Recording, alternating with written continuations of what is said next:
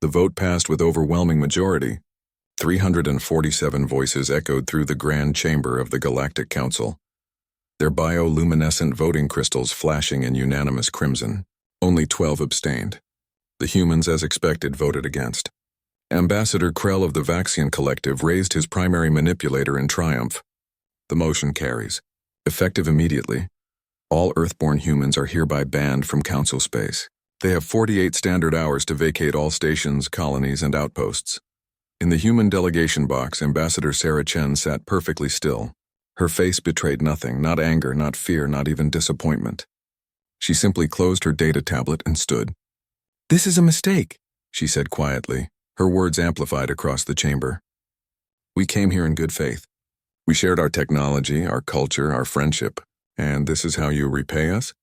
"Your species is too dangerous," Krell hissed, his scales rippling with satisfaction. "Too unpredictable, too violent." The incident at Kepler Station proved that humans cannot be trusted with. "One human," Chen interrupted, her voice sharp as broken glass. "One disturbed individual who we caught and handed over to your justice system. You're condemning 5 billion souls for the actions of one." The crystalline delegate, harmonics in motion, chimed in with resonant tones. "The human capacity for destruction exceeds all known species. Your history is written in blood. Your own homeworld nearly destroyed itself multiple times.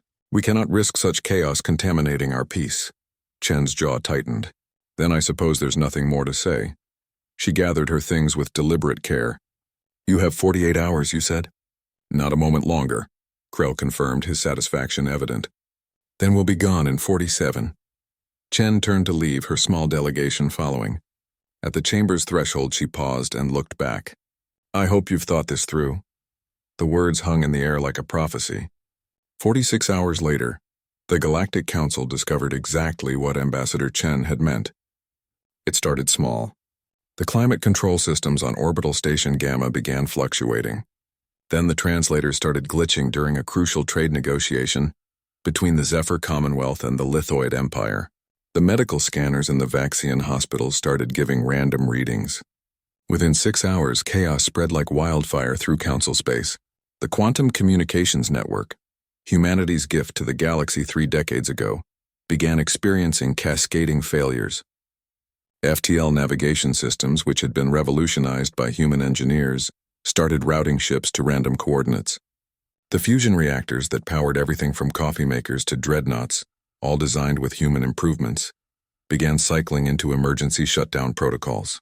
In the Grand Chamber, now packed with panicking delegates, Krell slammed his manipulators against his desk. "What is happening? Get me engineering teams. Find out what's causing this." A crystalline technician's harmonics were discordant with stress.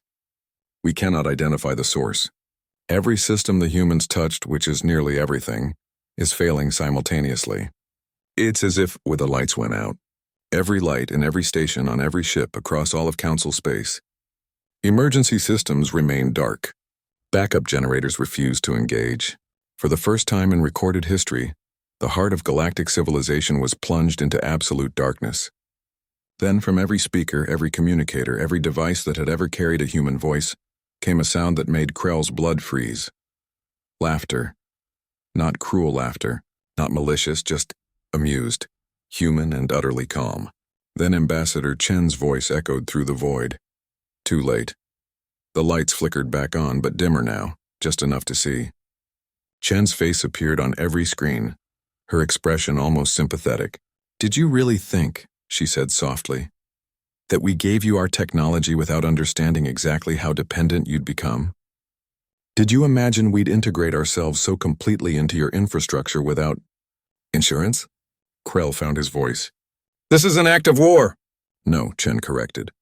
"This is a demonstration. Your weapons still work, we didn't touch those. Your life support is stable. Your food production continues. But everything else?" She smiled without humor. "Every convenience, every efficiency, every comfort you've enjoyed for the past 3 decades? That runs on human code, human engineering, human innovation. You planted back doors." Harmonics in motion accused, its crystalline structure flashing with outrage. "We planted bridges," Chen replied. "Connections between our people and yours. We believed in cooperation and mutual benefit. But those bridges work both ways. And when you voted to exile us, she shrugged. The bridges started to collapse. A smaller voice came from the Polarian delegation. What do you want? What do we want? Chen leaned forward. We want what we've always wanted. To be partners, not pariahs. To be trusted, not feared. To contribute to this council as equals. And if we refuse? Krell demanded, though his voice had lost its earlier confidence. Then you can rebuild everything yourselves, Chen said simply. Your reactors will work at 50% efficiency like they did before we optimized them. Your communications will take days instead of seconds. Your medicine will lag by decades. Your ships will crawl through space at pre-human speeds. She paused. Or you can reconsider that vote. Silence filled the chamber, a silence heavy with the weight of realization. Harmonix in Motion was first to speak, its tones subdued. How do we know you won't do this again? That you won't hold this over us? For the first time, real emotion crossed Chen's face. Sadness. You don't? Just like we don't know you won't try to exile us again. That's what trust is, a leap of faith. We took that leap 30 years ago when we first made contact. We kept taking it every day since. Her eyes hardened. Today you chose fear over faith. So we reminded you why you should have chosen differently. The voting crystals began to glow, but this time the light was uncertain, wavering. Chen watched them, then said quietly, You have 48 hours to decide. We'll wait. Her image began to fade. But understand this, humanity doesn't threaten easily. We don't conquer or dominate. We build, we share, we cooperate. But we will not beg for acceptance. And we will not be cast aside because one of you decided we were too inconvenient to trust. The screens went dark. In the silence that followed, Ambassador Krell looked at his crimson voting crystal, still glowing from his earlier vote. Slowly, almost painfully, he reached out and changed it to green.